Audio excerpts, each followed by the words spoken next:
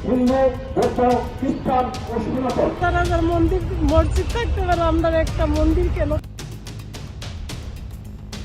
बांग्लादेश में इन दिनों न सिर्फ हिंदुओं पर जुल्म हो रहा है बल्कि लगातार हिंदू मंदिरों को निशाना भी बनाया जा रहा है। इस बीच बांग्लादेश में कथित तौर पर एक बार फिर हिंदू मंदिर को निशाना बनाया गया।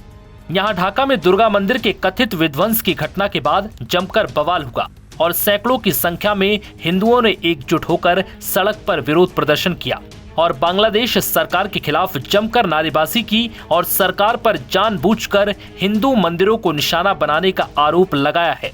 वहीं इस घटना के बाद भारत सरकार ने भी इसकी कड़ी निंदा की। भारत ने कहा कि धार्मिक अल्पसंख्यकों विशेषकर हिंदुओं और उनके धार्मिक स्थलों की रक्षा करना बांग्लादेश की अंतरिम सरकार की प्राथमिक जिम्मेदारी है। जिसके बाद मोहम्मद यूनुस के नेतृत्व वाली बांग्लादेश सरकार ने ढाका में हिंदू अल्पसंख्यक दुर्गा मंदिर के विध्वंस का खुलकर बचाव किया। सरकार ने मंदिर को अवैध निर्माण बताया और कहा कि इसे अस्थायी रूप से बनाया गया था। इतना ही नहीं, सरकार ने यह भी कहा कि मंदिर जिस जमीन पर बना था वो रेलवे की थी और उसे सिर्फ एक पूजा समारोह के लिए बनाया गया था, लेकिन बाद में वहां मूर्ति रख दी गई। सरकार ने यहां तक दावा किया कि रेलवे ने कई बार चेतावनी देने के बाद कार्रवाई की और मूर्ति को स्थानीय हिंदुओं की मौजूदगी में उसे पास की नदी में विसर्जित कर दिया। हालांकि यूनुस सरकार की ये सफाई किसी को हजम नहीं हो रही, क्योंकि उनके कार्यकाल में बांग्लादेश में अल्पसंख्यकों खासकर हिंदू समुदाय के प्रति हमले और हिंसा में वृद्धि हुई है। बांग्लादेश के विदेश मंत्रालय ने लिखा कि पिछले कुछ महीनों में भूमि पर कब्जा करने वालों को बार बार किए गए अनुरोधों पर कोई ध्यान नहीं दिया गया। 24 और 25 जून को बांग्लादेश रेलवे ने आखिरकार सभी अनाधिकृत प्रतिष्ठानों को हटाने के लिए कहा, जिसमें पूजा आयोजकों से अस्थायी रूप से बनाए गए मंडप भी शामिल हैं।